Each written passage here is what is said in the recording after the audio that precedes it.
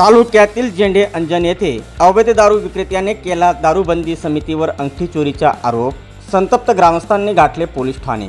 तालुक्यातील झेंडे अंजन येथे दारूबंदी समितीच्या कारवाई दरम्यान अवैध दारू विक्रेत्याच्या घरातून दारूच्या बाटल्या मिळाल्याने त्यानेच उलट समिती सदस्यांवर सोन्याची अंगठी चोरीचा आरोप करीत धमक्या दिल्याच्या प्रकारामुळे संतप्त महिला सरपंचासह ग्रामस्थांनी ट्रॅक्टरने सांगवी पोलीस ठाणे गाठून निवेदन देत अवैध दारू विक्रेत्यांवर कठोर कारवाईची मागणी केली आहे।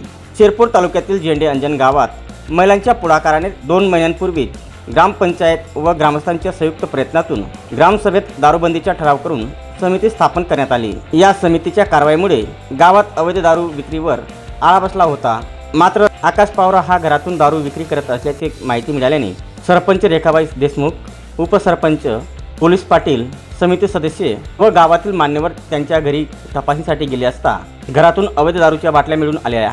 यावेळी समितीच्या सदस्यांनी यापुढे दारू विक्री करू नकोस असा इशारा दिला असता आकाश पावरा संतप्त झाला व उलट दारूबंदी समिती सदस्यांवर सोन्याचे अंगठी चोरीचा आरोप करीत धमक्या दिल्या। या वर्तनाचा निषेध म्हणून सरपंच, उपसरपंच, पोलीस पाटील, महिला बचत गटाच्या सदस्यांसह ग्रामस्थांनी मोठ्या संख्येने 13 सप्टेंबर रोजी पोलीस ठाणे गाठले। यावेळी गावकऱ्यांनी तालुका पोलीस ठाण्यात पोलीस निरीक्षक जयपाल हिरे यांच्याकडे निवेदन देऊन अवैध दारू विक्रीमुळे उद्भवणाऱ्या कौटुंबिक समस्या व वाढत्या व्यसनाधीनतेची माहिती दिली। यावेळी हिरे यांनी अवैध दारू व्यवसाय करणाऱ्यांवर कठोर व कायदेशीर कारवाई केली जाईल असे आश्वासन दिले।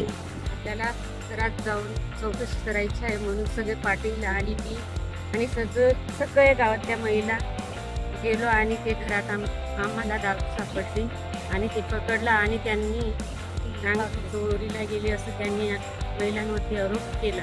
त्यामुळे दारूबंदी झाली आणि पोलीस स्टेशनला